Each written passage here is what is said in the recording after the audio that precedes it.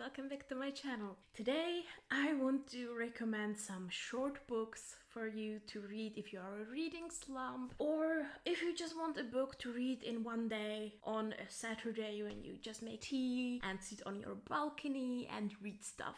So I have 8 books for you in different genres and we will see. Let's get into it.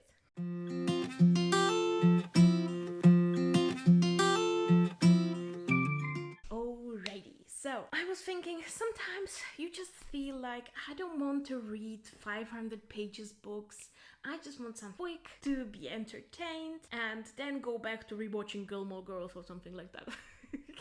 So I was thinking I will just pick out some short books from my collection from different genres and just recommend them to you if you are bored and you want something below 215 pages, because this is the longest one. So let's get into the YA stuff first. First of all, if you like something short, I highly recommend picking up graphic novels. I have several ones, but the one I want to recommend to you today is The Prince and the Dressmaker by Wang. Let me tell you, this is the cutest. This is about the prince who loves to dress in dresses and about the girl who loves to make dresses. And he's kind of hiding it, and he is secretly being this mysterious, glamorous woman on the social scene, and this is about him doing it, him being the prince, and this is very cute, and I just want people to read it. So if you like kind of royal stuff, if you want somebody who could be classified as genderqueer, I highly recommend this. And just there are such cute dresses in this, and just go read this. Further in the YA stuff, I would like to recommend We Are Okay by Nino LaCour. Please only read this on very rainy days when you are feeling like crying.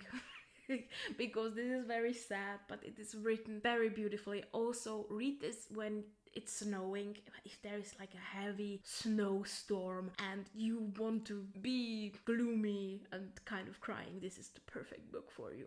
It is written so well, and it is about grief, about her losing a person in her life that was very close to her, and about her running away from, and there is a beautiful female to female relationship in this, and this book has a hopeful ending, just kind of spoilers, and I just think this is the perfect short book to read when you want to feel something. Let's get into something a bit different. I would like to recommend We Were Liars by E.Lockhart. This is a kind of a mystery summer book, and we are going into summer now, so this is going to be perfect. And I would like to recommend this to people who like kind of mystery stuff, family drama, and this kind of feels like Gossip Girl in some way, because there is very privileged teenagers in this, and it is written well. I think I have called the plot twist in the end, but I think a lot of people won't, and I think this is a good like mystery thing to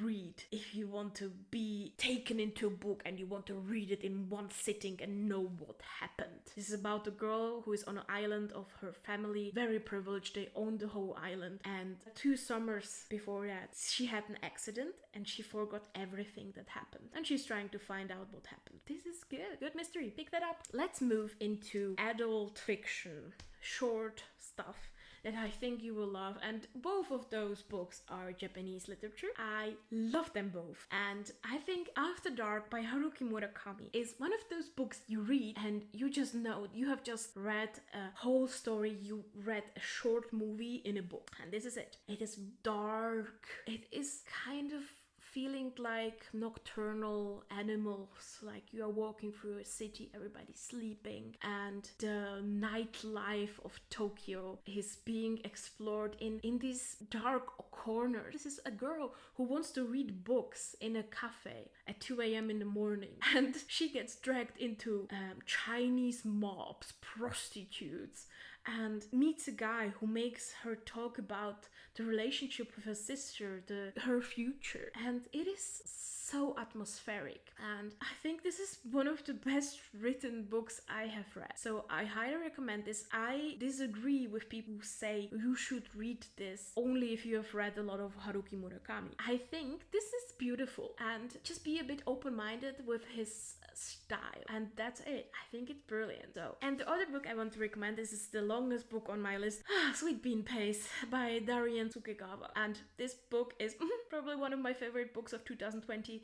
This is gonna be beautiful read if you decide to read this, because this is about hope. This is about finding beauty in life, finding your calling in life, and enjoying what you are doing. This is also exploring a historical aspect of Japan that I didn't know was there, and I loved it. This follows a guy who came out of prison and needs to work somewhere, and he is making sweet bean pancakes, and he's not that passionate about it. And then he meets an old lady who tells him she can do a better job at making a sweet bean paste, and she does it so well. And then she kind of gives him this hope and becomes kind of like family to him. This made me cry.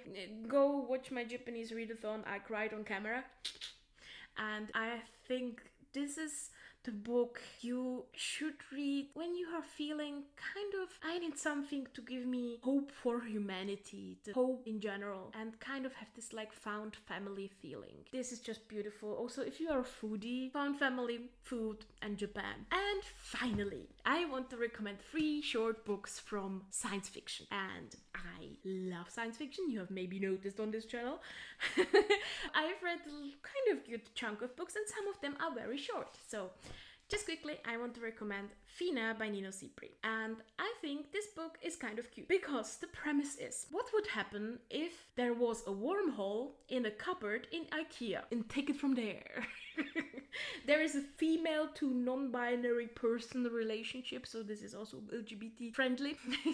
And I would recommend this to people who like just want monsters and other dimensions and kind of relationship drama in one book. And this is like 100 pages. And it's just so quick and fun and kind of crazy, because this starts in IKEA and ends up with pirates. Do you need to know more? And let's get to my favorite author, Becky Chambers. To Be Taught If Fortunate. This is the newest book Becky Chambers has brought out. She has the whole Wayfarer series I love and adore and will forever love. But this is her short 120 pages novella. This is about humanity that is reaching for the stars, starting to explore new planets, and they are adjusting their own bodies to those planets. So on planets that have a higher gravity, so are bigger planets, they have stronger bodies. They can manipulate their muscles, bones, density, whatever. And this is so queer. There is polyamorous crew of a ship. There is a trans character. There are pansexual characters. This is so beautiful. And these planets, it is written so well. You get the fascination with the universe from this. You know, Becky Chambers, had so much knowledge and such a good access to people who are thinking about the universe. Her mother is an astrobiologist, and you get it. I think you get it the best in this book. This is just so human, so beautiful, and if you like the exploration part of Star Trek or the weird episodes from Stargate when they land on planets, you just think, what the hell was that? I loved it. This is beautiful. Also, look at this edition. This is so beautiful. And finally, the last book I would like to recommend to you is also science fiction and also queer, because I have a type. And this is The Seep by Chana Porter, and this is one of my newer reads and I love it. This is about humanity after it was invaded by a parasite alien species that just wants to know what is humanity and makes us happy. Just happy. And provides everything for us. We can even change our bodies with the virus. We are free finally from everything. We are just expected to be nice to each other and to work in society for the greater good of society. And otherwise we are free to party, to be high all the time, and to throw kind of hard sexual parties.